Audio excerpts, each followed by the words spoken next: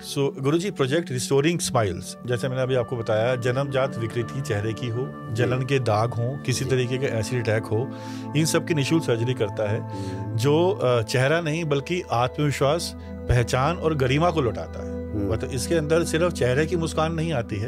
Restoring smiles में हम जब बात करते हैं, हम सिर्फ मरीज के चेहरे की बात नहीं कर रहे या स्माइल की बात नहीं कर रहे, इस पे पूरे परिवार की स्माइल रिस्टोर होती है। बिकॉज एक जब मरीज इस तरीके से होता है तो पूरा परिवार उस स्थिति में होता है कि जो अपनी मुस्कान भी खो देता है, अपनी खुशियां खो देता है। जब किसी की मुस्कान और गरिमा वापिस आती है तो उस प्रकार का पुण्य या कर्म बनता है। इसका गहरा आध्यात्मिक प्रभाव क्या होता है, इस बारे में आप थोड़ा रोशनी डालें। निस्संदेह गौरव, यह जीवन बहुत रहस्यमय है और इस जीवन में तमाम सारी घटनाएं ऐसी घटती हैं जिनका कारण जानने की हम कोशिश करते हैं और बहुत प्रयास के बाद भी कोई कारण समझ में नहीं आता है।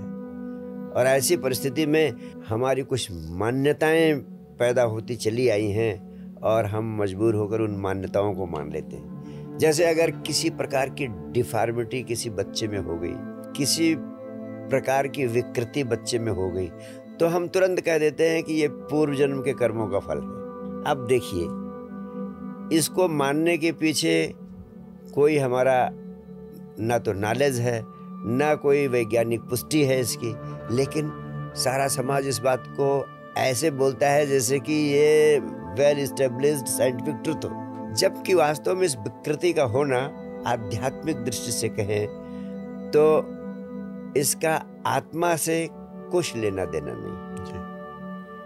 और अध्यात्म जगत का सबसे मूलभूत सार सिर्फ यही है कि शरीर और आत्मा दोनों एक दूसरे से जुड़े हैं, लेकिन ये निश्चित रूप से सत्य है कि शरीर अलग है, आत्मा अलग है। और शरीर के तल पर अगर कोई भी विकृति या कोई भी परिणाम अच्छा बुरा होता है, आत्मा को इससे कुछ लेना देना नहीं है। तो ये जो शारीरिक विकृति होती है बच्चों में, ये जरूरी नहीं है कि किसी कर्मफल के कारण ये विकृति आई हो।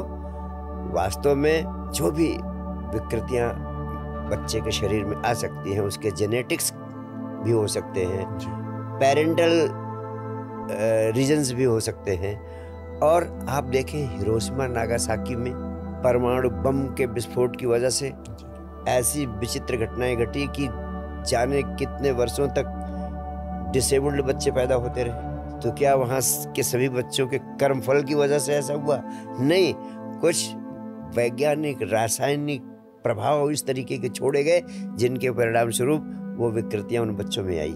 तो इसको बिल्कुल कर्म फल के साथ जोड़ा नहीं जाना चाहिए। आत्मा और शरीर दोनों अलग अलग आयाम हैं। शरीर में किसी तरह की विकृति हो गई है तो इसे हमें एक चुनौती के रूप में, एक अवसर के रूप में लेना चाहिए कि हम इस शरीर से जुड़े हुए जो आत्मा की गहराइयाँ हैं उनमें अभी उतर सकते हैं और उनमें उतरकर इसी शरीर को और अधिक सौंदर्य से भर सकते हैं।